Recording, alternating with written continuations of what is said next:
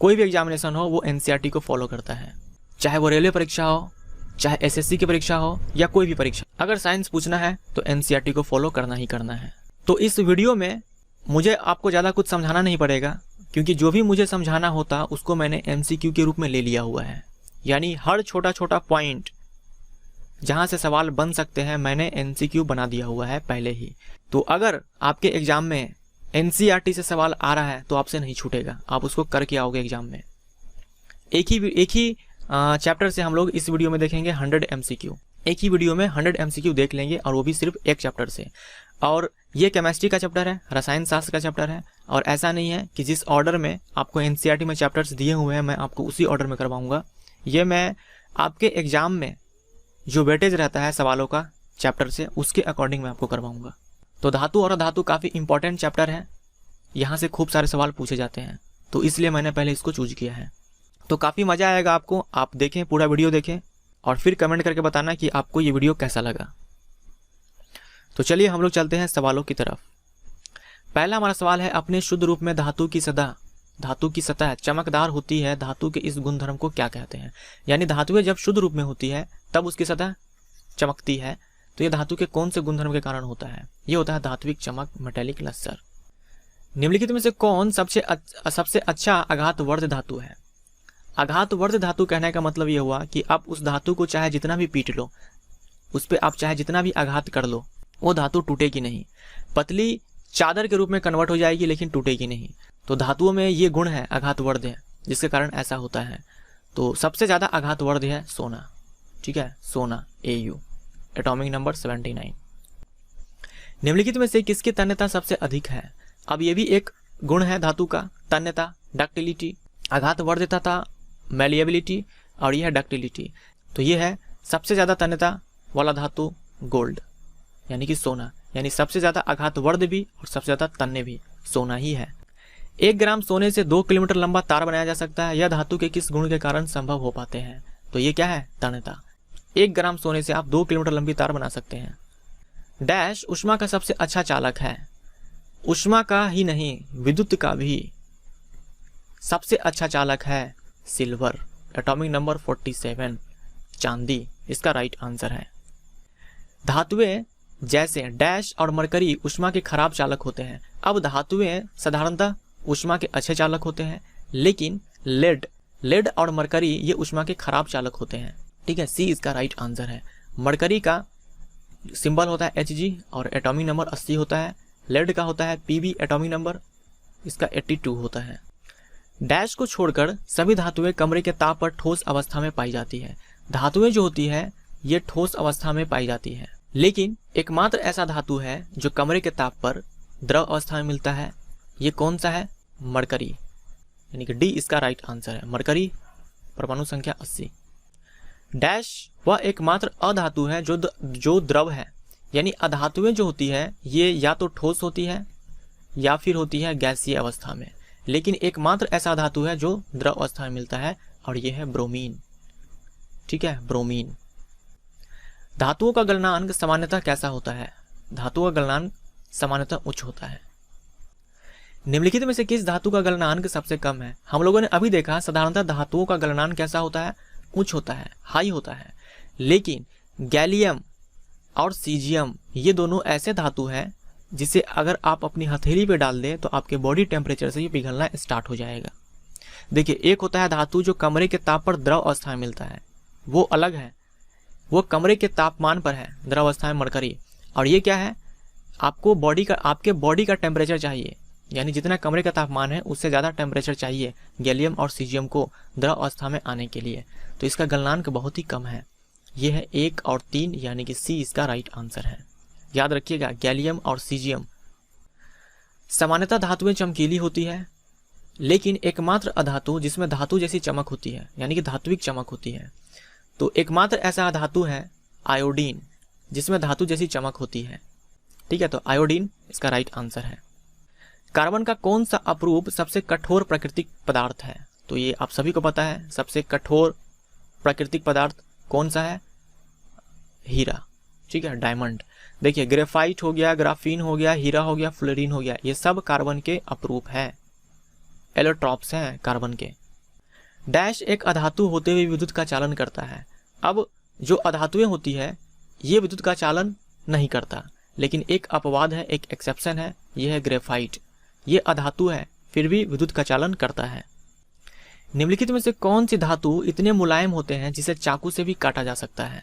अब धातुएं साधारणतः कठोर होती है, इसे चाकू से नहीं काटा जा सकता है, लेकिन लिथियम, सोडियम, पोटेशियम ये इतने सॉफ्ट होते हैं, पनीर के जैसे होते हैं। जिस तरह से आप पनीर को चाकू से काटते हैं ठीक वैसे इसे भी चाकू से आप काट सकते हैं। तो उपर्युक्त सभी हमारा राइट आंसर है। लिथियम, सोडियम, पोटेशियम ये हमारे पीरियोडिक टेबल में आपको मिलेगा ग्रुप नंबर 1 में। इस सब की वैलेंसी संयोजकता 1 होती है और इस सब को हम लोग बोलते हैं क्षारीय धातु, इंग्लिश में बोले तो अल्कली मेटल। निम्नलिखित में से किस धातु का घनत्व इतना कम है जो पानी में तैरते हैं।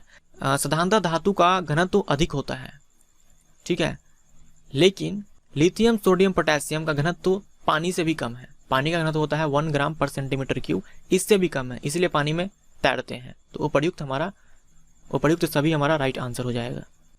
निम्नलिखित में से किस धातु का गलनांक धातुओं में सबसे उच्च है। तो सबसे अधिक जो गलनांक है, मेल्टिंग पॉइंट है, highest melting point among metals, ये है टंगस्टन। इसका सिंबल होता है W और इसका जो मेल्टिंग पॉइंट है यानी कि गलनांक है ये है 3380 डिग्री सेल्सियस, NCERT के डेटा के अकॉर्डिंग। अधिकांश अधातुएं ऑक्सीजन के साथ मिलकर ऑक्साइड बनाते हैं जो जल में घुलकर, अधातु के ऑक्साइड अम्लीय होते हैं, जल में घुलकर क्या बनाएगा, अम्ल।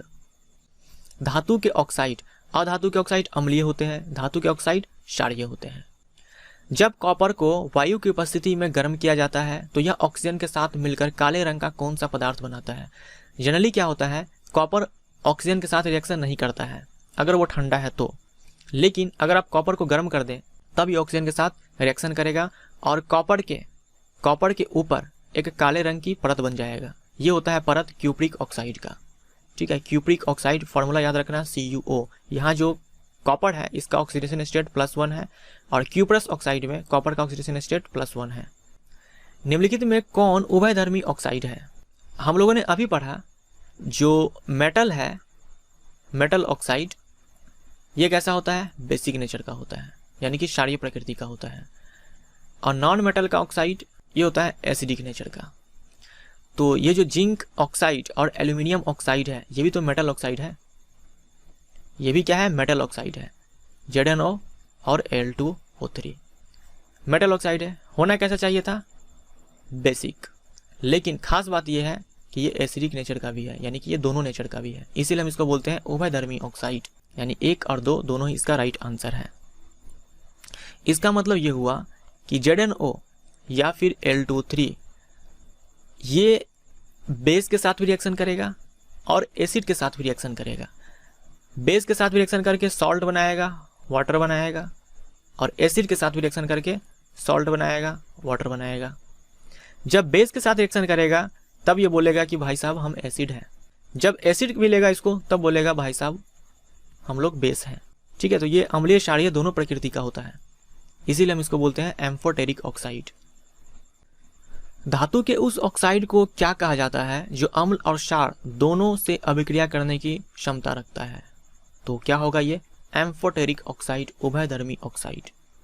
निम्नलिखित में से किसे सुरक्षित रखने के लिए केरोसिन तेल में डुबो कर रखा जाता है।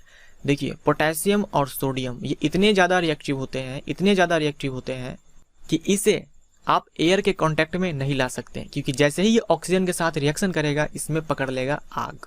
इसीलिए इसे केरोसिन तेल में डुबो कर रखा जाता है सोडियम और पोटेशियम को। सामान्य ताप पर मैग्नीशियम, एल्यूमिनियम, जिंक, लेड आदि जैसी धातुओं की सतह पर डैश की पतली परत चढ़ जाती है। यह परत होती है इसके ऑक्साइड्स की, यानी एल्यूमिनियम को छोड़ दो आप एयर के कांटेक्ट में तो धीरे धीरे ऑक्सीजन के साथ रिएक्शन करके इसके ऊपर एल्यूमिनियम ऑक्साइड की परत चढ़ जाती है। इसी तरह से जिंक ऑक्साइड, इसी तरह से मैग्नीशियम ऑक्साइड की परत चढ़ जाएगी। अब यह परत पतली होती है, ठीक है, पतली परत होती है। एक बार इस पर परत चढ़ गई, यानी कि एक बार इसका ऑक्सीडेशन हो गया, ऑक्सीकरण हो गया, मान लो ये एल्यूमिनियम है तो एक बार एल्यूमिनियम का ऑक्सीडेशन हो गया, इस पर परत चढ़ गई पतली सी, उसके बाद फर्दर इसका ऑक्सीडेशन नहीं होगा। क्यों? क्योंकि ये जो एल्यूमिनियम है ये फिर एयर के कांटेक्ट में नहीं रहेगा। इसके एयर के कांटेक्ट में कौन रहेगा, ये जो ऊपर पतली परत बनी है ये रहेगा। तो फिर से इसका ऑक्सीकरण नहीं होगा। ऐसा नहीं है कि पतली परत चढ़ते चढ़ते चढ़ते ये धीरे धीरे एक टाइम ऐसा आएगा कि मोटी परत बन जाएगी, ऐसा नहीं होगा। एक बार इस पर परत बन गई फिर उसके बाद आगे ऑक्सीडेशन नहीं होगा, ये रुक जाएगा। उसके बाद होगा ये कि ये धातुएं संक्षारण से बच जाती है। डैश और डैश अत्यंत अधिक ताप पर भी ऑक्सीजन के साथ अभिक्रिया नहीं करते हैं। तो काफ़ी इंपॉर्टेंट MCQ है, इंपॉर्टेंट क्वेश्चन है। ये है सोना चांदी, ठीक है, सोना चांदी। सोना का एटॉमिक नंबर 79, चांदी का 47। जैसे मैंने आपको बताया था थोड़ी देर पहले, कॉपर को अगर आप टेम्परेचर उसका नहीं बढ़ाएं तो ये ऑक्सीजन के साथ रिएक्शन नहीं करेगा, लेकिन हाई टेम्परेचर करोगे तो कर लेगा। सोना और चांदी ऐसे धातु है जो आप हाई टेम्परेचर भी दे दो तो भी रिएक्शन नहीं करेगा ऑक्सीजन के साथ। एल्यूमिनियम पर मोटी ऑक्साइड की परत बनने की प्रक्रिया को क्या कहते हैं जो इसे संक्षारण से भी बचाती है? ये होता है एनोडीकरण, ठीक है, एनोडीकरण इस प्रोसेस को बोलते हैं। हम लोगों ने देखा था अभी थोड़ी देर पहले कि एल्यूमिनियम को अगर आप ऑक्सीजन में छोड़ दें, एयर में छोड़ दें, तो धीरे धीरे ऑक्सीजन से रिएक्शन करने के बाद इस एल्यूमिनियम पर क्या होगा, पतली सी परत चढ़ जाएगी इसके ऑक्साइड की। लेकिन हमें क्या चाहिए, हमें चाहिए मोटी परत। तो मोटी परत तो बनेगी नहीं, क्योंकि एक बार ऑक्साइड बन गया उसके बाद फर्दर इसका ऑक्सीडेशन नहीं होगा एल्यूमिनियम का। तो एक प्रोसेस होता है एनोडीकरण। इस प्रोसेस में हम लोग क्या करते हैं कि इस पे मोटी सी परत बनाते हैं एल्यूमिनियम ऑक्साइड की। जल के साथ अभिक्रिया करके धातु ऑक्साइड बनाती है, सही बात है। जो मेटल्स होते हैं ये वाटर के साथ रिएक्शन करके मेटल ऑक्साइड बनाती है और डैश गैस उत्पन्न करती है। कौन सी गैस? H2 gas. तो हाइड्रोजन हमारा राइट आंसर होगा। मान लो कि ये मेटल ऑक्साइड ये जल में घुलनशील है, ये जल में घुलता है, तो तुरंत ये मेटल ऑक्साइड बनेगा और फिर जो पानी है, जिस पानी में ये मेटल ऑक्साइड बना, वहीं पर ये फिर से क्या करेगा, मेटल हाइड्रोक्साइड बना लेगा। अगर जल में घुलनशील है तो, नहीं तो मेटल ऑक्साइड बन के रह जाएगा। निम्नलिखित में से धातुओं का कौन सा युग्म ठंडे जल के साथ तेजी से अभिक्रिया करते हैं? ठंडे जल के साथ तो सोडियम और पोटेशियम ऑक्सीजन के साथ रिएक्शन करते ही है, तेजी से आग पकड़ लेता है। ठंडे जल के साथ भी यही हाल है इसका। और जो ठंडे जल के साथ अभिक्रिया कर लिया वो गर्म जल के साथ भी करेगा और स्टीम के साथ भी करेगा। कैसे होता है देखो, मान लो सोडियम है, मैंने इसका रिएक्शन करवाया H2O से, ये बनाएगा सोडियम हाइड्रोक्साइड। ये मेटल है, ये वाटर है। आप बोलेंगे मेटल और वाटर रिएक्शन करता है तो मेटल ऑक्साइड बनाता है, तो सही बात है, पहले ये मेटल ऑक्साइड ही बनाया होगा Na2O, लेकिन ये मेटल ऑक्साइड जल में घुलनशील है इसलिए तुरंत ये सोडियम हाइड्रोक्साइड भी बना लेगा। साथ में यहाँ हाइड्रोजन गैस निकलती है, साथ में बहुत सारा हीट निकलती है। अब होगा ये हीट हाइड्रोजन गैस को जला देगा। अब जैसे ही हाइड्रोजन गैस को जलाएगा तुरंत सोडियम में आग पकड़ लेगा। और यही हाल कुछ पोटेशियम के साथ भी होता है। पोटेशियम तो सोडियम से भी ज़्यादा रिएक्टिव है, तो इसके साथ भी यही हाल है, इसीलिए हम इस दोनों को केरोसिन में डुबो कर रखते हैं। तो ठंडे जल के साथ रिएक्शन कौन कौन करता है देखो, पोटेशियम करता है, सोडियम करता है और कैल्शियम करता है। Very very important. सोडियम भी, पोटेशियम भी करेगा, सोडियम भी करेगा, कैल्शियम भी करेगा, लेकिन ये जल उठेगा कैल्शियम की तीव्रता। कैल्शियम के साथ जब रिएक्शन होता है कैल्शियम वाटर का, तब तीव्रता बहुत ही कम होती है, यहाँ हीट नहीं निकलती, या फिर बोल सकते हैं निकलती भी है तो बहुत ही कम अमाउंट में वो हीट हाइड्रोजन को नहीं जला पाती है। इसीलिए कैल्शियम के साथ कोई टेंशन नहीं है। बस यहाँ आपको ये ध्यान रखना है कि पोटेशियम, सोडियम, कैल्शियम ये ठंडे जल के साथ, कोल्ड वाटर के साथ आराम से रिएक्शन कर लेगा। और जो कोल्ड वाटर के साथ कर लेगा ये हॉट के साथ भी करेगा और स्टीम के साथ भी करेगा। कैल्शियम और जल के अभिक्रिया के संबंध में कौन सत्य नहीं है? कैल्शियम और जल, ठीक है, कैल्शियम है और जल है, क्या बनाएगा, कैल्शियम हाइड्रोक्साइड और हाइड्रोजन गैस यहाँ रिलीज होती है। हीट हम यहाँ पे नहीं लिखेंगे क्योंकि मैंने आपको बताया हीट बहुत ही कम होती है, हाइड्रोजन गैस को नहीं जला पाती। तो हम बोलेंगे कि इस रिएक्शन की तीव्रता जो है ये अधिक होती है या कम होती है? कम होती है। तो यही हमारा फॉल्स हो गया, यानी यही हमारा राइट आंसर है। इसकी तीव्रता जो है कम होती है।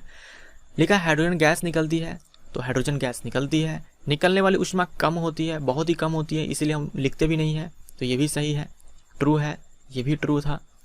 कैल्शियम तैरना शुरू कर देता है, ये भी ट्रू है। ये जो हाइड्रोजन गैस निकलती है ये बबल्स बना लेती है, ठीक है, ये बबल्स कैल्शियम के सरफेस पे जाकर के चिपक जाती है, जिससे कैल्शियम पानी में तैरना स्टार्ट कर देता है। और यही हाल कुछ मैग्नीशियम के साथ भी होता है। लेकिन मैग्नीशियम के साथ खास बात क्या है कि ये ठंडा जल के साथ रिएक्शन नहीं करता, याद रखिएगा, कैल्शियम करता है, ठंडा जल के साथ नहीं करेगा, लेकिन गर्म जल के साथ ये करेगा और स्टीम के साथ भी करेगा। तो जब गर्म जल के साथ करेगा तो यही होगा, ये भी तैरना स्टार्ट कर देगा पानी में। अगला देखिए, निम्नलिखित में से कौन सी धातु न तो ठंडे जल के साथ और ना ही गर्म जल के साथ अभिक्रिया करती है। हम लोगों ने अभी देखा था कि मैग्नीशियम जो है ये ठंडे जल के साथ अभिक्रिया नहीं करती, लेकिन गर्म जल और भाप के साथ करती है। चलिए ठीक है। अब बोला है कि कौन सी धातुएं हैं जो ना तो ठंडे जल के साथ, ना तो कोल्ड वाटर के साथ, ना ही हॉट वाटर के साथ। कौन है ये, पता करो कौन है। ये है एल्यूमिनियम, जिंक और आयरन, यानी एल्यूमिनियम, आयरन, जिंक। डी इसका राइट आंसर है। फिर से मैं यहाँ लिखता हूँ, मैं आपको कोशिश करवा रहा हूँ रिएक्टिविटी सीरीज याद करवाने का। Potassium, sodium, calcium, magnesium, aluminium, iron, zinc. ठीक है, ऐसे एल्यूमिनियम, जिंक, आयरन, ये है, ये सही है, aluminium, zinc, iron. Sodium, potassium, गर्म जल, ठंडा जल, भाप सब। कैल्शियम, गर्म जल, ठंडा जल, भाप सब। मैग्नीशियम, ठंडा जल नहीं चलेगा भाई साहब, गर्म जल और भाप चाहिए। एल्यूमिनियम, जिंक, आयरन, ये ना तो ठंडा जल ना ही गर्म जल, इसको चाहिए भाई साहब स्टीम, भाप। भाप के साथ ये रिएक्शन कर लेंगे, ठंडे जल गर्म जल के साथ अभिक्रिया नहीं करेंगे। लेड, कॉपर, सिल्वर और डैश जैसी धातुएं जल के साथ अभिक्रिया करते ही नहीं है। लो अब ये जनाब आए 4, लेड हो गया, कॉपर हो गया, सिल्वर हो गया और सोना हो गया। ये तो जल के साथ अभिक्रिया करते ही नहीं है, चाहे ठंडा हो, चाहे गर्म हो, चाहे भाप हो, चाहे स्टीम हो, वाष्प हो, रिएक्शन नहीं होने वाला जल के साथ। तो ये आप याद रखिएगा, लेड, कॉपर, सिल्वर और सोना। अब मैं आपको एक बार रिएक्टिविटी सीरीज लिख देता हूँ यहाँ पे, ये आपको याद रखना है अच्छे से। धातुओं की सक्रियता श्रेणी, सबसे ऊपर होता है पोटेशियम, सोडियम, कैल्शियम, उसके बाद मैग्नीशियम, उसके बाद एल्यूमिनियम, उसके बाद जिंक और उसके बाद आयरन, उसके बाद हाइड्रोजन। आप बोलेंगे कि ये धातुओं की सक्रियता श्रेणी है, हाइड्रोजन क्या कर रहा है, तो इसको एक रेफरेंस के लिए रखा गया यहाँ पर। कुछ कुछ प्रॉपर्टी हाइड्रोजन का धातु के जैसा भी होता है, इसीलिए।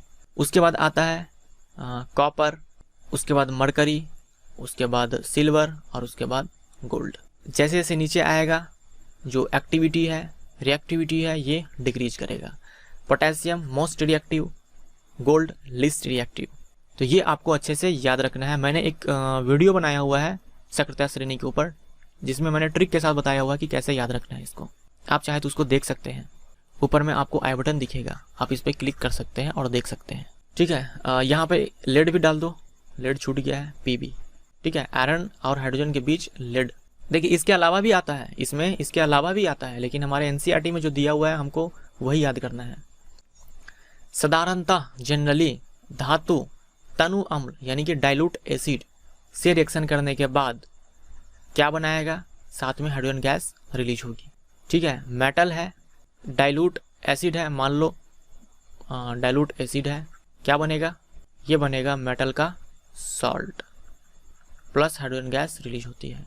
जैसे मैं आप ले सकते हो, सोडियम मैंने मेटल ले लिया और मैं ले लेता हूँ डाइल्यूट HCl, यहाँ से क्या बनेगा NaCl, ये क्या है, सॉल्ट है, आप सभी को पता है, और यहाँ क्या बना, हाइड्रोजन गैस। तो ये लवण, सॉल्ट, राइट आंसर है इसका। जो मैं रिएक्शन लिखता हूँ वो बैलेंस नहीं होता है, बैलेंस हो भी सकता है, नहीं भी हो सकता है। ठीक है, तो ये मत सोचना कि बैलेंसिंग नहीं किया, बैलेंसिंग का हमें यहाँ पे कोई जरूरत नहीं है, इसलिए मैं बैलेंस नहीं कर रहा हूँ।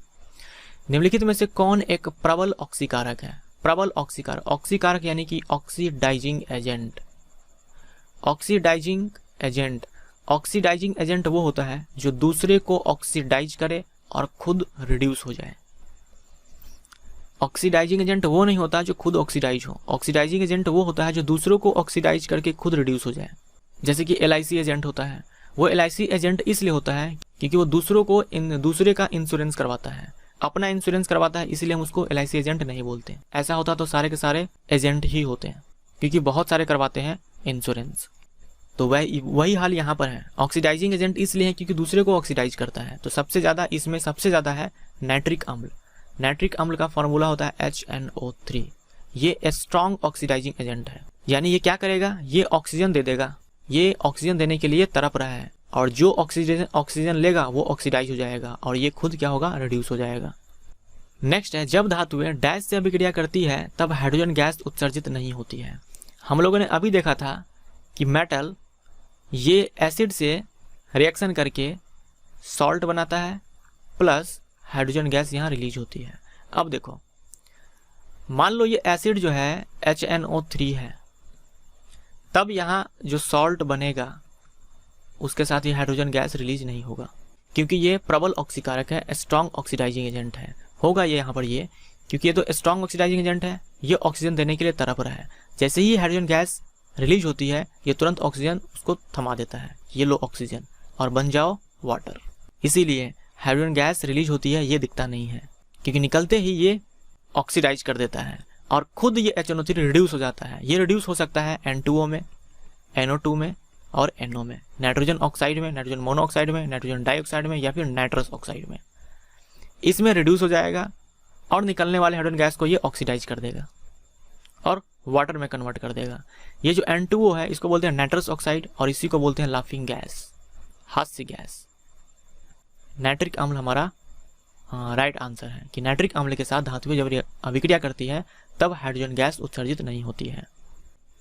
आगे देखते हैं, निम्नलिखित में से कौन सी धातु जो अति तनु अम्ल, अति तनु यानी कि वेरी डाइल्यूट एसिड HNO3 से अभिक्रिया कर H2 गैस उत्सर्जित करती है। अब लो, पहले मैं बताया मेटल एसिड से रिएक्शन करके सॉल्ट के साथ साथ क्या बनाता है, क्या रिलीज करता है, हाइड्रोजन गैस। फिर मैंने बताया कि HNO3 के साथ रिएक्शन करता है तब हाइड्रोजन गैस उत्सर्जित नहीं होती है। अब मैं फिर से बता रहा हूँ यहाँ पे कि कौन है धातु जो HNO3 के साथ रिएक्शन करके H2 गैस उत्सर्जित करती है। लेकिन इस बात को आपको नहीं भूलना है, इस बार मैंने आपको बोला है वेरी डाइल्यूट, अति तनु अम्ल। अति तनु अम्ल का मतलब ये होता है अम्ल कम पानी ज़्यादा, ठीक है। अम्ल कम है पानी ज़्यादा है, उसे हम बोलते हैं वेरी डाइल्यूट, यानी पानी डाल डाल करके उसका कंसंट्रेशन कम कर दिया गया है। तो ये है मैग्नीशियम एंड मैंगनीज, ये याद रखिएगा, मैग्नीशियम और मैंगनीज है। अति तनु अम्ल HNO3 के साथ रिएक्शन करेगा और हाइड्रोजन गैस भी रिलीज करेगा, Mg और Mn। निम्नलिखित में से कौन सी धातु तनु HCl के साथ अभिक्रिया नहीं करती? यह है कॉपर ये HCl के साथ रिएक्शन नहीं करता। 3:1 के अनुपात में सांद्र HCl और सांद्र HNO3।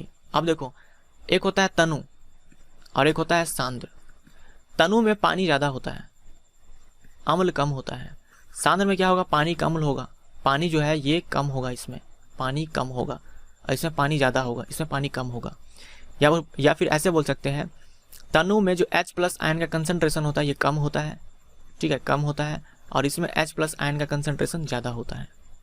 तो ये HCl और HNO3 आपस में मिल जाए 3:1 के रेशियो में, यानी 3 मॉलिक्यूल HCl का लेते हैं तो 1 मॉलिक्यूल HNO3 का लेना है। इसे हम बोलते हैं अम्लराज या फिर एक्वारेजिया। याद रखिएगा, एक्वारेजिया या फिर अम्लराज। निम्नलिखित में से कौन सोना और प्लेटिनम को गला सकता है? तो यह अम्लराज जिसे हम लोग बोलते हैं एक्वारेजिया। क्या होता है ये? HCl प्लस HNO3 3:1 के रेशियो में। देखिए,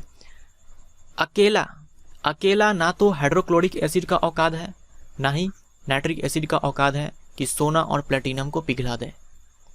इस दोनों में से किसी का भी औकात नहीं है कि अकेले सोना या प्लेटिनम को पिघला दे, लेकिन जब ये दोनों मिल जाते हैं 3:1 के रेशियो में तब ये पिघल जाएगा। यह वह सूची जिसमें धातुओं की क्रियाशीलता को अवरोही क्रम में व्यवस्थित किया जाता है उसे क्या कहा जाता है? मैंने जो आपको रिएक्टिविटी सीरीज बनाकर दिखाया था अभी, वही है ये सक्रियता श्रेणी। धातु A धातु B का लवण विलयन है, यानी धातु A रिएक्शन किया धातु B के लवण विलयन से। फिर क्या हुआ कि धातु A अब धातु B को भगा दिया, धातु A, और खुद का लवण विलयन बना लिया। तो बताना है इसमें से कौन सही है। अब देखो, A ने क्या किया, B को भगा दिया। जैसे मैं एक रिएक्शन लेता हूँ यहाँ पे, मान लो ये सोडियम है और मैंने एक लवण विलयन लिया कॉपर सल्फेट का, CuSO4 का। ये क्या है? लवण विलयन है, सॉल्ट सॉल्यूशन है। अब देखो, रिएक्टिविटी सीरीज में आप जानते हो सोडियम बहुत ही ऊपर है और कॉपर बहुत ही नीचे है। सोडियम क्या करेगा, यहाँ से कॉपर को भगा देगा, बोलेगा हट मैं सबसे ऊपर हूँ, इसलिए इसके साथ मैं रहूँगा। तो ये बना लेगा Na2SO4 और इसको कर देगा साइड।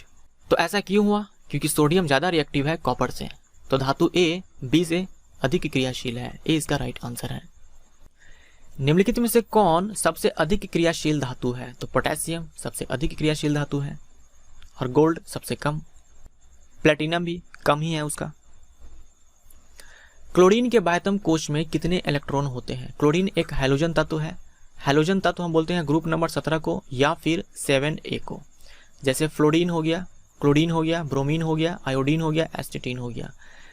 ये जो हैलोजन तत्व है ग्रुप नंबर 17 का, इन सभी तत्वों के परमाणु के बाह्यतम कक्षा में 7 इलेक्ट्रॉन मिलेगा और इस सभी की संयोजकता इसमें से किसी का भी पूछ ले तो आपको आंसर देना है 1 और संयोजी इलेक्ट्रॉन तो आंसर 7, यानी कि 7 इसका राइट आंसर।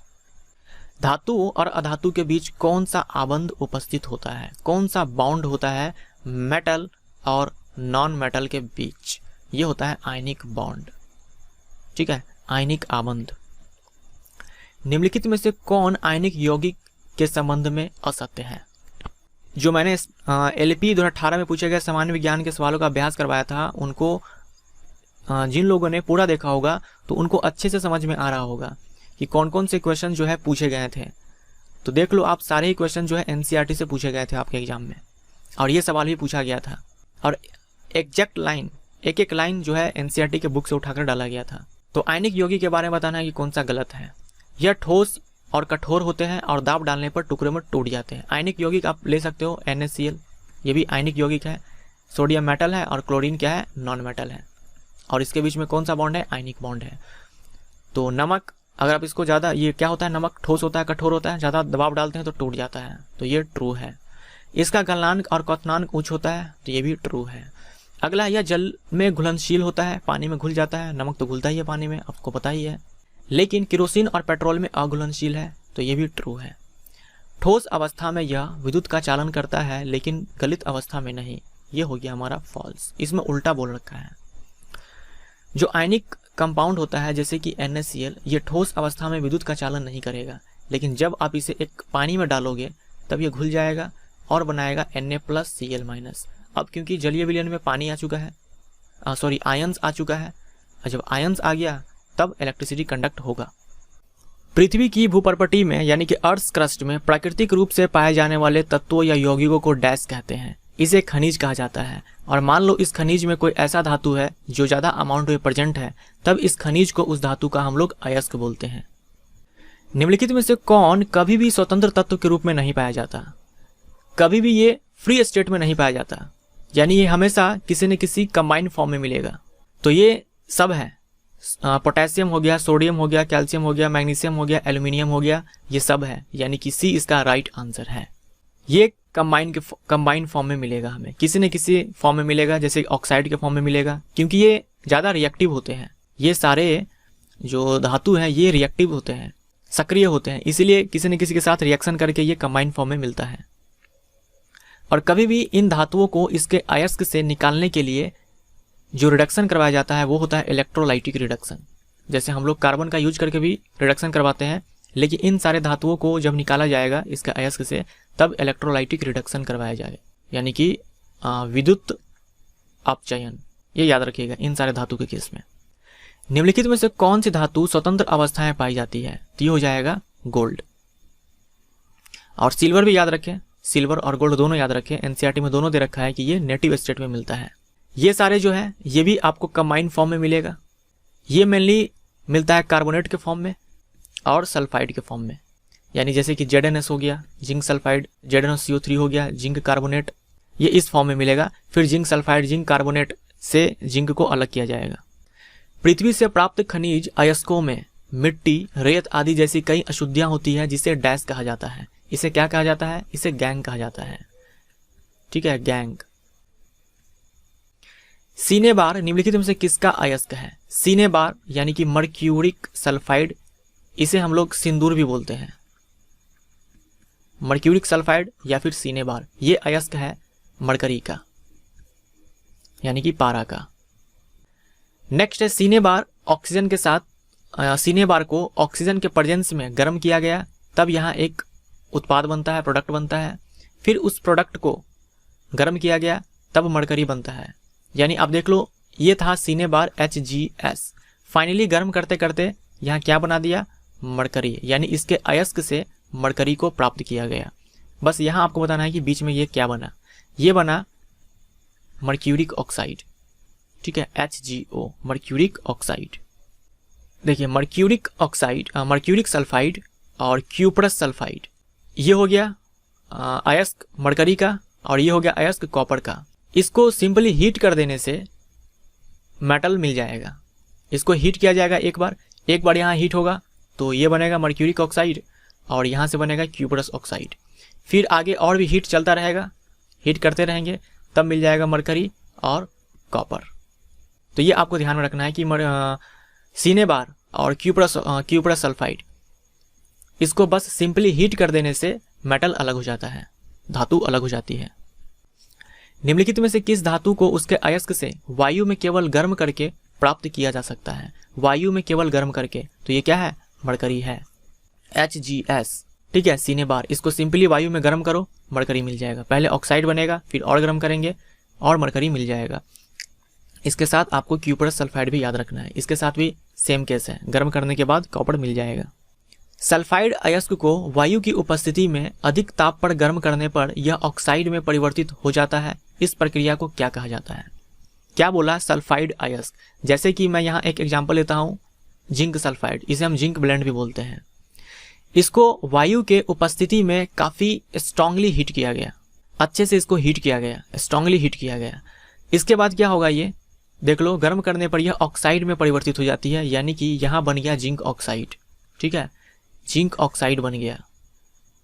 तो ये जो प्रोसेस है, हमने हीट किया एक्सेस ऑक्सीजन के प्रेजेंस में, इस प्रोसेस को हम लोग बोलते हैं रोस्टिंग और हिंदी में बोलते हैं इसे भर्जन। ये आपने देखा रोस्टिंग। अब अगला सवाल देखिए, अब है कार्बोनेट अयस्क को सीमित वायु में अधिक ताप पर गर्म करने पर यह ऑक्साइड में परिवर्तित हो जाता है। इस प्रक्रिया को क्या कहा जाता है?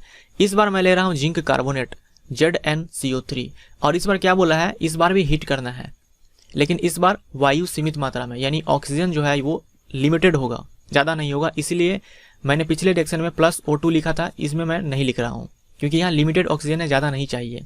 यहाँ भी क्या होगा, बन जाएगा जिंक ऑक्साइड, लेकिन इस प्रोसेस को हम लोग बोलते हैं कैल्सिनेशन, हिंदी में बोलते हैं इसे निष्पातन, ठीक है, निष्पातन। तो ये निष्पातन और भर्जन ये अलग अलग प्रोसेस है, ये आपको ध्यान में रखना है। अब देख लो, जिंक ऑक्साइड हमें मिल गया, सल्फाइड से भी जिंक ऑक्साइड मिला था। अब इसका रिडक्शन करवाया जाएगा। रिडक्शन वो प्रोसेस होता है जब ऑक्सीजन बाहर निकलता है, यानी इसका रिडक्शन करवा करके, इसमें याद रखना है रिडक्शन के लिए हम लोग कार्बन का यूज करते हैं, चाहे तो जिंक से ज़्यादा जो रिएक्टिव है उसका भी यूज कर सकते हैं। वो जिंक को भगा देगा यहाँ से और खुद आ जाएगा, खुद का ऑक्साइड बना लेगा और वो जिंक को बाहर निकाल देगा। जैसे मान लो एल्यूमिनियम, अगर हम एल्यूमिनियम डाल करके रिडक्शन करवाएं तो ये एल्यूमिनियम ऑक्साइड बना लेगा और जिंक बाहर चला जाएगा, क्योंकि एल्यूमिनियम ज़्यादा रिएक्टिव है जिंक से, तो ये इसको डिस्प्लेस कर देगा। और कार्बन का यूज करके भी रिडक्शन करवाया जाता है, तो यहाँ से जिंक बन जाएगा और इधर कार्बन मोनोऑक्साइड बन जाता है। तो देख लो, ये अलग हो गया, रिडक्शन करवा दिया।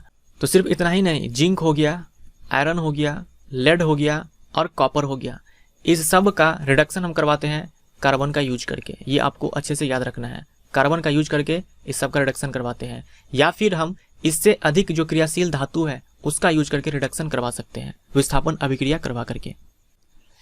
धातु के ऑक्साइड से धातु को प्राप्त करने के लिए निम्न में से किसका उपयोग अपचायक के रूप में किया जाता है? तो ये कार्बन है। धातु के ऑक्साइड से धातु को प्राप्त करने के लिए रिड्यूसिंग एजेंट के रूप में काम किया कौन? कार्बन। या फिर जो धातु है उससे अधिक क्रियाशील धातु को हम रख करके भी रिडक्शन करवा सकते हैं, अपचयन करवा सकते हैं। निम्नलिखित में से थर्मीट अभिक्रिया के बारे में कौन सत्य है? थर्मीट अभिक्रिया देखिए क्या होता है। मैंने अभी आपको बताया कि जिंक हो गया, आयरन हो गया, लेड हो गया, कॉपर हो गया, इस सब के ऑक्साइड से हम लोग इस धातु को प्राप्त करते हैं रिडक्शन करवा करके, और रिड्यूसिंग एजेंट के रूप में हम लोग कार्बन का यूज करते हैं। ये मैंने आपको बताया। साथ में मैंने आपको ये भी बताया कि इसके जगह पर हम इससे अधिक क्रियाशील धातु का भी प्रयोग कर सकते हैं, विस्थापन अभिक्रिया करवा करके रिडक्शन करवा सकते हैं। अब देखो, एक आयरन का मैंने यहाँ अयस्क लिया, फेरिक ऑक्साइड Fe2O3।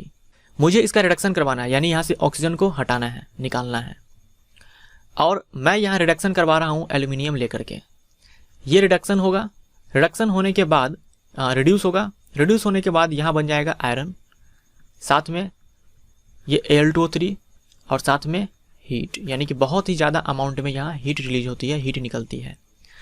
अब ये हीट इतना ज़्यादा होता है कि ये आयरन को गला देता है, यानी कि ये जो आयरन हमें मिलेगा ये आपको मोल्टेन स्टेट में मिलेगा, गलित अवस्था में मिलेगा, ठीक है, मोल्टेन स्टेट में मिलेगा, ये हीट के कारण। तो ये जो रिएक्शन है यही होता है थर्मीट रिएक्शन।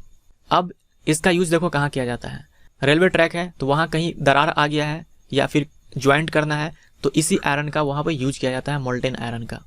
तो इनका प्रयोग रेल की पटरी एवं मशीन के दरारों को जोड़ने के लिए किया जाता है, ये सही है। इसमें अधिक ऊष्मा निकलती है, ये भी सही है। इसमें धातु गलित अवस्था में प्राप्त होता है, ये भी सही है, यानी कि इनमें से सभी इसका राइट आंसर है। एल्यूमिनियम ऑक्साइड के डैश से एल्यूमिनियम प्राप्त किया जाता है। एल्यूमिनियम ऑक्साइड से क्या हो जाएगा, देखो कार्बन अपचयन, विद्युत अपघटन, विस्थापन अभिक्रिया, हॉब्स अभिक्रिया। मैंने आपको थोड़ी देर पहले बताया कि पोटेशियम हो गया, सोडियम हो गया, एल्यूमिनियम हो गया, कैल्शियम हो गया, मैग्नीशियम हो गया, ये सब ज़्यादा रिएक्टिव होते हैं। कार्बन का अपचयन हम करवा करके इसके ऑक्साइड से इसको प्राप्त नहीं कर सकते हैं, क्योंकि इसे ऑक्सीजन के साथ ज़्यादा प्यार है, ये ऑक्सीजन के साथ रहना ज़्यादा पसंद करता है, इसलिए कार्बन इसको नहीं हटा पाएगा ऑक्सीजन को इससे। तो हम लोग करवाते हैं विद्युत अपघटन। विद्युत अपघटन करवा करके, इलेक्ट्रोलाइसिस करवा करके इसको प्राप्त किया जाता है। लंबे समय तक आर्द्र वायु में रहने पर लोहे पर भूरे रंग की पत्रिका पदार्थ की परत चढ़ जाती है, जिसे डैश कहा जाता है। लंबे समय तक आर्द्र वायु में रहने पर, ठीक है, नमी वाला वायु में रहने पर, ये होता है जंग, ठीक है, इसे हम लोग रस्ट बोलते हैं, जंग।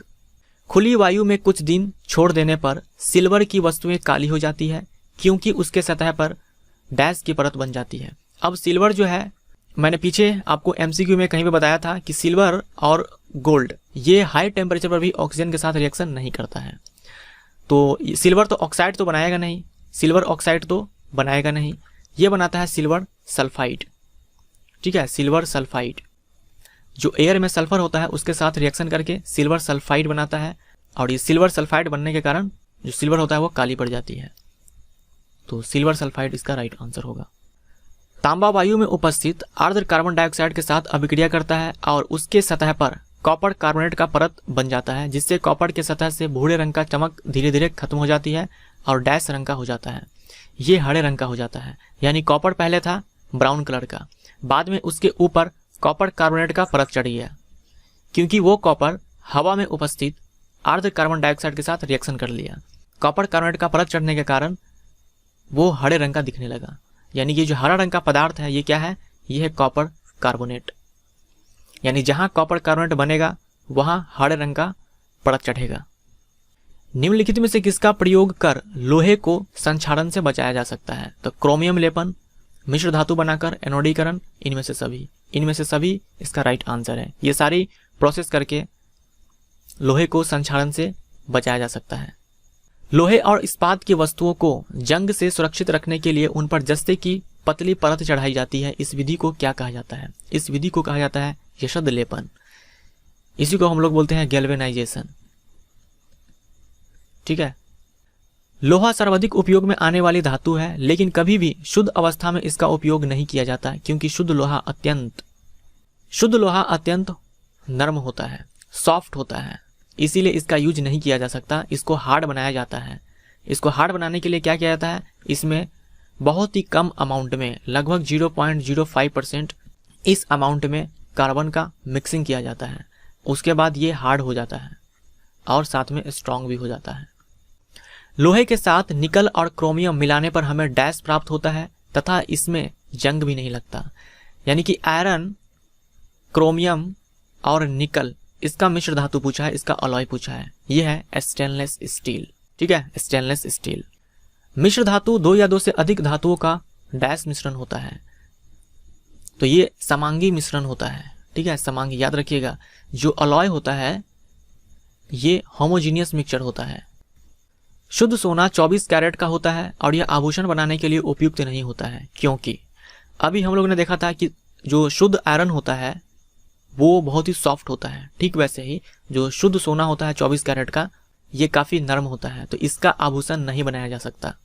इसीलिए इस 24 कैरेट के सोना में कॉपर या फिर सिल्वर का मिक्सिंग किया जाता है। ऐसा करने से ये सोना कठोर हो जाता है। अगर मिश्र धातु में एक धातु पारा है तो इसे डैश कहा जाता है, इसे अमलगम कहा जाता है। मान लो कोई ऐसा अलॉय है जिसमें आपको एक धातु मरकरी देखने को मिल रहा है और दूसरा कोई भी हो सकता है, लेकिन एक मरकरी है, तो उसे हम बोलेंगे अमलगम। पीतल किसका मिश्र धातु है? पीतल बोले तो ब्रास। तो ये ब्रास ये कॉपर और जिंक का मिश्र धातु है, यानी कि तांबा और जस्ता, ये इसका राइट आंसर है। तांबा और टीन ये होता है कांच से। कोई मिश्र धातु अमलगम भी कहा जाता है क्योंकि उसमें क्या होता है? मरकरी होता है। निम्न में से कौन सा युगल विस्थापन अभिक्रिया प्रदर्शित करता है? डिस्प्लेसमेंट रिएक्शन प्रदर्शित करता है कौन सा पेयर? सोडियम क्लोराइड का विलयन है और कॉपर धातु है, तो सोडियम जो है काफ़ी ज़्यादा रिएक्टिव है, आपको पोटेशियम के नीचे ही देखने को मिलेगा सोडियम, और कॉपर तो हाइड्रोजन से भी नीचे है। तो क्या होगा, ये कॉपर को उसके विलयन से ये सोडियम क्लोराइड के विलयन से सोडियम को विस्थापित नहीं कर पाएगा, तो ये विस्थापन रिएक्शन नहीं दिखाएगा। उसके बाद MgCl2 है, MgCl2 और एल्यूमिनियम। तो MgCl2 आपको कहाँ मिलेगा? पहले पोटेशियम, फिर सोडियम, फिर कैल्शियम और फिर मैग्नीशियम, फिर एल्यूमिनियम, यानी कि मैग्नीशियम ऊपर है तो ऊपर वाले को नीचे वाला विस्थापित नहीं कर पाएगा, तो ये भी रिएक्शन नहीं होगा। आयरन सल्फेट के विलयन से सिल्वर धातु को, सिल्वर आपको नीचे मिलेगा, सोना को ऊपर मिलेगा, और आयरन आपको ऊपर मिलेगा जिंक के जस्ट नीचे। तो देख लो आयरन बहुत ही ऊपर है सिल्वर से, तो ये भी क्या करेगा? विस्थापित नहीं कर पाएगा, यानी कि सिल्वर विस्थापित नहीं कर पाएगा आयरन सल्फेट से आयरन को। AgNO3 और कॉपर, अब देखो Ag यहाँ है और कॉपर यहाँ है, यानी कॉपर सिल्वर से ऊपर है, तो कॉपर विस्थापित कर देगा सिल्वर नाइट्रेट से सिल्वर को। डी इसका राइट आंसर है। लोहे के फ्राइंग पैन को जंग से बचाने के लिए निम्न में से कौन सी विधि उपयुक्त है? फ्राइंग पैन जिसमें हम लोग खाने पीने की चीज़ों को फ्राई करते हैं, तो इसमें जिंक की परत चढ़ाकर हम इसे जंग से बचाते हैं। जिंक की परत चढ़ा करके, ग्रीज लगाकर या पेंट लगाकर नहीं कर सकते, क्योंकि ये ऑर्गेनिक पदार्थ होता है और गर्म करने पर यह जल सकता है, इसीलिए हम इसका यूज नहीं करते, जिंक की परत चढ़ाते हैं। कोई धातु ऑक्सीजन के साथ अभिक्रिया कर उच्च गलनांक वाला यौगिक निर्मित करता है, यह यौगिक जल में विलय है, यह तत्व क्या हो सकता है? अब धातु बोला है तो कार्बन तो होगा नहीं, तो इसको तो आप पहले ही काट दो। ये जो हमारा आंसर हो जाएगा ये हो जाएगा कैल्शियम। कैल्शियम ये ऑक्सीजन के साथ रिएक्शन करेगा और क्या बनाएगा? कैल्शियम ऑक्साइड, ठीक है, कैल्शियम ऑक्साइड, और ये आयनिक कंपाउंड है, ठीक है, यानी कि आयनिक यौगिक है। और आप जानते हैं जो आयनिक कंपाउंड होता है उसका बॉइलिंग पॉइंट और मेल्टिंग पॉइंट हाई होता है, और इसे हम लोग क्या बोलते हैं? क्विक लाइम भी बोलते हैं, कली चूना भी बोलते हैं। अगर हम इसे पानी में डालें, जल में डालें, तो ये बना लेगा कैल्शियम हाइड्रोक्साइड, और कैल्शियम हाइड्रोक्साइड यानी कि CaOH का होल ट्वाइस, कैल्शियम हाइड्रोक्साइड को हम लोग सेलेक्ट लाइम भी बोलते हैं। सेलेक्ट लाइम यानी कि भकड़ा चूना या फिर बुझा चूना। खाद्य पदार्थ के डब्बों पर जिंक के बजाय टीन का लेप होता है। खाने पीने वाला जो डब्बा होता है पैकिंग करने के लिए, उस पर जिंक के बजाय टीन का लेप होता है। इसका क्या कारण है? क्योंकि जिंक ज़्यादा रिएक्टिव है, इसीलिए इसका लेप नहीं चढ़ाया जाता। टीन कम रिएक्टिव है, तो टीन की अपेक्षा जिंक अधिक अभिक्रियाशील है। सी इसका सही जवाब। सल्फर चूर्ण को गर्म करने पर प्राप्त गैस की क्रिया शुष्क लिटमस पर क्या होगी? सल्फर चूर्ण यानी कि सल्फर है, इसको क्या किया गया? गर्म किया गया, तो मान लो यहाँ से सल्फर डाइऑक्साइड बना, और ये सल्फर डाइऑक्साइड मान लो वाटर के साथ रिएक्शन करेगा तो क्या बनाएगा? H2SO4 बनाएगा। इसीलिए हम बोलते हैं कि जो अधातु के ऑक्साइड होते हैं वो अम्लीय होते हैं, क्योंकि जल में घुलकर क्या बनाया? अम्ल बनाया। लेकिन इसको जल तो चाहिए। अब बोला है कि शुष्क लिटमस पेपर पर क्या होगी, तो क्योंकि ये शुष्क लिटमस पेपर है, पानी इसको नहीं मिलेगा, पानी नहीं मिलेगा तो ये अम्ल नहीं बनाएगा, अम्ल नहीं बनाएगा तो ये ब्लू कलर को यानी कि ब्लू लिटमस पेपर को रेड में कन्वर्ट नहीं करेगा, यानी कि यह लाल लिटमस को नीला कर देगा, गलत है। यह नीले लिटमस को लाल कर देगा, यह भी गलत है। गैस का लिटमस पर कोई प्रभाव नहीं पड़ेगा, ये सही है। मान लो अगर ये वेट होता, इसमें कुछ पानी का अमाउंट होता, तब सल्फर इसके कांटेक्ट में आता और अम्ल बना लेता, फिर ये कलर चेंज कर देता, ब्लू लिटमस को रेड में कन्वर्ट कर देता। एल्यूमिनियम अत्यंत अभिक्रियाशील धातु है, फिर भी इसका उपयोग खाना बनाने वाले बर्तन के लिए किया जाता है। इसका कारण ये है कि एल्यूमिनियम ऊष्मा का अच्छा चालक है।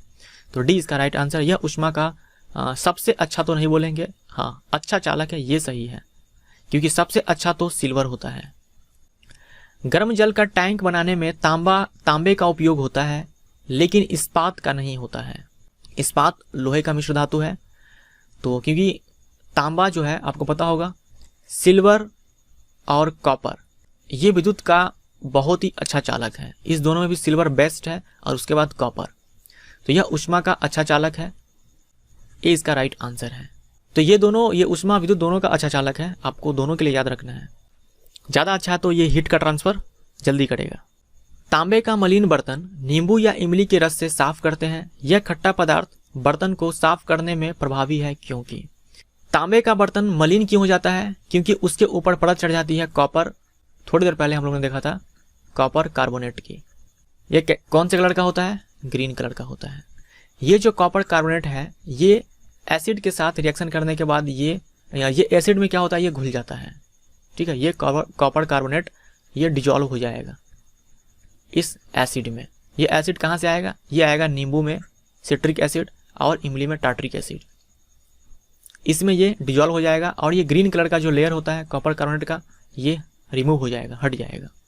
तो कॉपर के सतह पर बने कॉपर कार्बोनेट में कॉपर कार्बोनेट अम्ल में घुल जाते हैं। अगर अम्लराज में HCl और HNO3 का अनुपात X:Y है तो इसका मान बताना है। ये केमिस्ट्री का ही सवाल है, मैंने बस मैथ्स का थोड़ा बहुत तड़का लगाया है। तो क्या हो जाएगा, HCl और HNO3 ये एक्वारेजिया अम्लराज बनाता है 3:1 के रेशियो में। तो ये हमारा X है और ये हमारा Y है। तो x² + 1 यानी 3 का स्क्वायर और +1 ये हो जाएगा 10 माइनस y का स्क्वायर यानी कि 1 का स्क्वायर ये हो जाएगा 1 और माइनस में 3 इंटू में 1। तो 10 में से 1 गया 9, उसका स्क्वायर रूट लेंगे तो 3 आएगा और माइनस में 3, तो ये आ गया 0, यानी कि 0 हमारा सही जवाब है। निम्नलिखित में से कौन धातु के संबंध में असत्य है? यह विद्युत धनात्मक तत्व होते हैं, तो ये सही है। विद्युत धनात्मक तत्व इसलिए क्योंकि धातु के बाह्यतम कक्षा में या तो एक इलेक्ट्रॉन होता है या 2 होता है या 3 होता है, और ये आराम से 1 इलेक्ट्रॉन दे सकता है, 2 इलेक्ट्रॉन दे सकता है, 3 इलेक्ट्रॉन दे सकता है। और जब भी किसी एटम से इलेक्ट्रॉन बाहर जाता है तो उस पर क्या आता है? धन आवेश आता है। इसीलिए हम बोलते हैं कि यह धनात्मक तत्व है। जैसे कि सोडियम है, सोडियम क्या करेगा, ये 1 इलेक्ट्रॉन दे देगा, जिसको भी जरूरत हो उसको दे देगा। और देखो ये क्या हो गया, धन आयन। इसीलिए हम बोलते हैं कि ये धनात्मक तत्व होते हैं धातु, तो ये सही है। यह ऑक्सीजन के साथ मिलकर क्षारकीय ऑक्साइड बनाते हैं, तो ये भी सही है। मान लो मैग्नीशियम है और ये मैग्नीशियम रिएक्शन किया ऑक्सीजन से और बनाया मैग्नीशियम ऑक्साइड। अब इस मैग्नीशियम ऑक्साइड को अगर आप जल में डाल दो तो ये पता है क्या बनाएगा, मैग्नीशियम हाइड्रोक्साइड, जिसे मिल्क ऑफ मैग्नीशिया बोलते हैं। और ये मैग्नीशियम हाइड्रोक्साइड कैसा है, क्षारीय प्रकृति का है। इसीलिए हम बोलते हैं कि जो धातु के ऑक्साइड होते हैं ये क्षारीय प्रकृति के होते हैं, क्योंकि ये जल में क्षार बनाते हैं, तो ये सही है। यह ऑक्सीजन के साथ मिलकर अम्लीय ऑक्साइड बनाते हैं। धातु है तो धातु ऑक्सीजन के साथ मिलकर के अम्लीय ऑक्साइड थोड़ी ना बनाएगा, सी इसका राइट आंसर है, ये गलत है। यह कमरे के ताप पर ठोस अवस्था में होता है, तो ये बिल्कुल सही है। बस एक एक्सेप्शन है जो कमरे के ताप पर द्रव अवस्था में होता है, वो है क्या, मरकरी। अयस्क से धातु का निष्कर्षण और उसका परिष्करण कर उपयोगी बनाने को डैश कहते हैं। निष्कर्षण यानी कि एक्सट्रैक्शन और परिष्करण यानी कि रिफाइनिंग प्यूरिफिकेशन। ये जो प्रोसेस होता है पूरा कहलाता है धातु कर्म यानी कि मेटलर्जी। निम्नलिखित में से कौन उच्च तापमान पर भी ऑक्सीजन के साथ अभिक्रिया नहीं करता? तो ये है गोल्ड। गोल्ड के साथ सिल्वर भी उच्च तापमान पर भी ऑक्सीजन के साथ अभिक्रिया नहीं करता। एक्स एक अधातु है लेकिन इसमें धातु के जैसी चमक है। एक्स क्या है? एक्स है आयोडीन। जब कॉपर के प्लेट को वायु के संपर्क में रखा जाता है तब इस पर धीरे धीरे एक हरे रंग का परत बन जाता है। यह हरे रंग का पदार्थ क्या है? अब आप समझ चुके होंगे, यह है कॉपर कार्बोनेट, और ये कॉपर कार्बोनेट अम्ल में घुल जाता है। साधारणतः धातुओं का गलनांक उच्च होता है, लेकिन वाई एक ऐसा धातु है जिसे अगर हथेली पर रखा जाए तो शरीर के तापमान से गल जाता है। तो ये वाई क्या हो सकता है? या तो गैलियम हो सकता है या तो सीजियम हो सकता है। तो ए और सी दोनों में से कोई एक हो सकता है। शुद्ध लोहा बहुत नरम होता है। इसे कठोर बनाने के लिए इसमें क्या मिलाया जाता है? तो इसमें कार्बन मिलाया जाता है, बहुत ही कम अमाउंट में, 0.05% के आसपास। ये आपको देखना है और समझना है और बताना है एक्स वाई में कौन ज़्यादा सक्रिय है। एक्स, देखो एक्स ने क्या किया, YSO4 से वाई को भगा दिया, यानी कि डिस्प्लेस कर दिया। इसका मतलब ये हुआ कि एक्स ज़्यादा रिएक्टिव है वाई से। और नीचे देखो वाई एक्स को नहीं भगा पाया, इसका मतलब वाई कम रिएक्टिव है एक्स से, तो एक्स जो है ज़्यादा सक्रिय है। ये इसका सही जवाब। टंगस्टन का गलनांक कितना होता है? टंगस्टन का गलनांक 3380 डिग्री सेल्सियस, ये आपके एनसीईआरटी में दे रखा है, तो आप 3400 डिग्री सेल्सियस याद रखो। आप यही याद रखो, 3380 डिग्री सेल्सियस, इसके आसपास जो दिखेगा उसको टिक कर देना। निम्न में से किसे सफेद सोना भी कहा जाता है? सफेद सोना कहा जाता है प्लेटिनम को। प्लेटिनम, इसका एटॉमिक नंबर 78 होता है और सिंबल होता है Pt। सिल्वेनाइट और कैल्वेराइट किसका अयस्क है? देखिए गोल्ड तो वैसे फ्री स्टेट में मिलता है, लेकिन फिर भी एक दो अयस्क है जो आपको याद रखना है। ये सिल्वेनाइट और कैल्वेराइट, ये सोना का अयस्क है, इसको ध्यान में रखिए। झूठा सोना या बेवकूफ़ों का सोना किसे कहा जाता है? झूठा सोना या फिर बेवकूफ़ों का सोना, ये कहा जाता है आयरन पायराइट्स को। आयरन पायराइट्स यानी कि आयरन डाइसल्फाइड, FeS2 इसका केमिकल फार्मूला होता है। आयरन पायराइट्स इसका केमिकल नाम हो गया, रासायनिक नाम। सोना का कृत्रिम रूप किसे कहा जाता है? ये सोना का कृत्रिम रूप है, नकली रूप है। ये सोना है ही नहीं, ये है रोल्ड गोल्ड। रोल्ड गोल्ड एक अलॉय है, एक मिश्र धातु है कॉपर का और एल्यूमिनियम का। इसमें कॉपर 70%, 90% और एल्यूमिनियम 10% होता है, और इसी मिश्र धातु को हम लोग रोल्ड गोल्ड बोलते हैं। निम्नलिखित में से किसका उपयोग सर्प विष विरोधी, ठीक है, सर्प विष विरोधी, ये है ऑरिक क्लोराइड। चांदी के चम्मच से अंडा खाने से मना किया जाता है क्योंकि चांदी अंडे में उपस्थित गंधक से अभिक्रिया कर काले रंग का एक पदार्थ बनाता है जिससे चम्मच नष्ट हो जाता है। यह काले रंग का पदार्थ क्या है? यह काले रंग का पदार्थ है सिल्वर सल्फाइड। सी इसका राइट आंसर। दुनिया में सबसे ज़्यादा सोना का उपभोग कौन सा देश करता है? ये तो जीके का क्वेश्चन हो गया, तो भारत सबसे ज़्यादा सोना का उपभोग करता है। सिल्वर ब्रोमाइड का उपयोग किया जाता है, सिल्वर ब्रोमाइड का उपयोग किया जाता है ब्लैक एंड व्हाइट फोटोग्राफी में। बी इसका राइट आंसर है, याद रखिएगा। सिल्वर नाइट्रेट को और क्या कहा जाता है? सिल्वर नाइट्रेट यानी कि AgNO3, ये सिल्वर नाइट्रेट है। इसे लूनर कास्टिक भी कहा जाता है, लूनर कास्टिक। अभी इलेक्शन हुआ, आपने वोट भी डाला होगा, आप में से कईयों ने वोट डाला होगा, तो आपकी उंगली पर जो निशान लगाया गया था ये सिल्वर नाइट्रेट का ही था। तो आपसे ऐसे ही पूछा सकता है कि मतदान के समय उंगली पर जो निशान लगाया जाता है वो क्या होता है? ये सिल्वर नाइट्रेट होता है। ये बनता है सिल्वर और नाइट्रिक अम्ल के रिएक्शन से। मानव शरीर में कॉपर की मात्रा में वृद्धि हो जाने पर कौन सी रोग हो जाती है? इस रोग का नाम है विल्सन रोग। इटाई रोग ये हो जाता है कैडमियम के कारण, और मिनीमाटा ये होता है मरकरी के कारण, यानी मरकरी पॉइजनिंग के कारण मिनीमाटा, और कैडमियम पॉइजनिंग के कारण इटाई, और कॉपर पॉइजनिंग के कारण विल्सन रोग। चूहों के विष के रूप में किसका उपयोग किया जाता है? तो ये जिंक फॉस्फाइड, ठीक है, जिंक फॉस्फाइड का यूज किया जाता है चूहों को मारने के लिए। जो दवा बनाया जाता है उसमें। सिलिकॉन की संयोजकता कितनी है? सिलिकॉन ये ग्रुप नंबर 14 का तत्व है। कार्बन हो गया, सिलिकॉन हो गया, जर्मेनियम हो गया, टीन हो गया और प्लम्बम हो गया, यानी कि लेड हो गया। तो ये सब ग्रुप नंबर 14 का एलिमेंट है। इसकी जो वैलेंसी है वो 4 है, संयोजकता 4 है। कभी भी संयोजी इलेक्ट्रॉन पूछे तो ये भी 4 है। डी इसका राइट आंसर है। इनमें से किसी का भी पूछे तो आपको 4 ही बताना है। पूरे यूनिवर्स में सबसे अधिक कौन सा तत्व पाया जाता है? पूरे यूनिवर्स में पूछा है। सबसे अधिक पाया जाता है हाइड्रोजन और उसके बाद हीलियम। तो हाइड्रोजन इसका राइट आंसर है। हीलियम ये दूसरे नंबर पर है। कभी भी पूछे कि पृथ्वी के भूपर्पटी पे अर्थ क्रस्ट में सबसे ज़्यादा कौन सा तत्व पाया जाता है, तब आपको बताना है।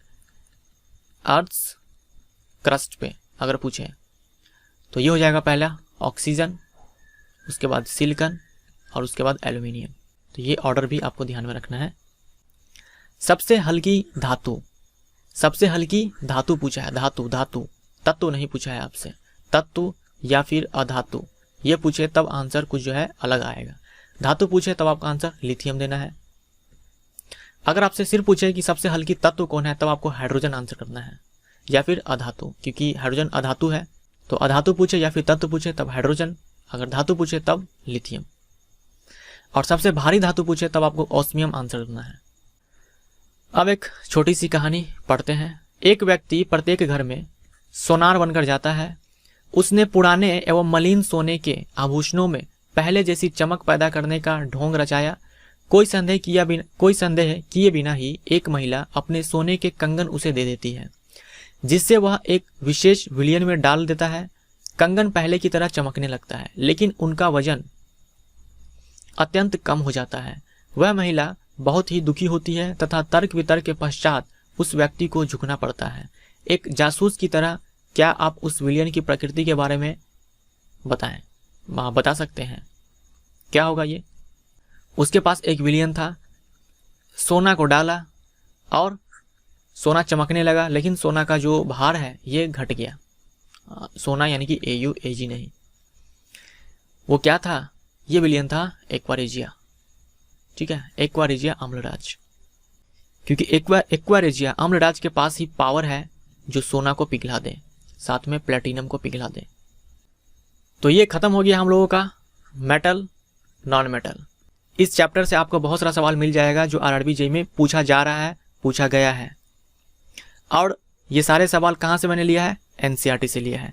लास्ट के कुछ 10-15 सवाल मैंने अलग बुक से लिया है, ये NCERT का नहीं है। लेकिन इससे पहले ही मैंने जितना आपको करवाया है उसमें से RRB JEE के एग्जाम में बहुत सारे क्वेश्चन पूछे जा रहे हैं और पिछले साल 2018 में भी पूछे गए हैं। इसीलिए NCERT पढ़ना बहुत ही ज़रूरी है। तो वीडियो अगर आपको पसंद आया तो वीडियो को लाइक ज़रूर कीजिएगा, दोस्तों के साथ शेयर भी ज़रूर कीजिएगा। और मान लो मैंने बोलते बोलते कहीं पर मिस्टेक करा, कहीं पर गलती करा, बोलना कुछ और चाहिए था, बोल मैंने कुछ और दिया, लिखना कुछ और चाहिए था, लिख मैंने कुछ और दिया। ऐसा हो जाता है और हो सकता है, ये पॉसिबिलिटी है, क्योंकि मुझे खुद भी नहीं पता चलता कि मैं बोलते बोलते कहाँ पर मैंने मिस्टेक कर दिया है। तो आप लोग कमेंट करके ज़रूर बता देना। कुछ अभद्र शब्द मत लिखिएगा, क्योंकि गलती मैं जानबूझकर नहीं करता हूँ, गलती हो जाती है। तो इसका अगला पार्ट जो है, इसका अगला चैप्टर कौन सा आएगा? इसका अगला जो हमारा चैप्टर होगा वो होगा अम्ल, क्षार और लवण। वहाँ से भी सवाल खूब सारे पूछे जाते हैं। अम्ल, क्षार और लवण अगर आप इसके साथ ही बैक टू बैक पढ़ लेंगे तब आपको और अच्छे से समझ में आएगा। तो अगला पार्ट मैं अपलोड करूँगा, आप जल्दी से इस पर 10,000 व्यूज कंप्लीट करवाइए। ये आपकी रिस्पॉन्सिबिलिटी है। आप 10,000 व्यूज जल्दी से कंप्लीट करवाएं। आप जैसे आप करवाएंगे अगला पार्ट तुरंत अपलोड हो जाएगा, क्योंकि वीडियो को बनाने के लिए मैं भी बहुत मेहनत करता हूँ। क्वेश्चन को टाइप करना, फिर वीडियो रिकॉर्ड करना, तो इन सब में भी काफ़ी टाइम लगता है, काफ़ी मेहनत लगता है। तो अगर ये मेहनत मैंने किया है तो ज़्यादा से ज़्यादा लोग इसे देखें, ये हमारी इच्छा है। जितना ज़्यादा लोग देखेंगे वीडियो बनाने में उतना ही मज़ा आएगा। तो मिलते हैं नेक्स्ट चैप्टर में। Thank you so much.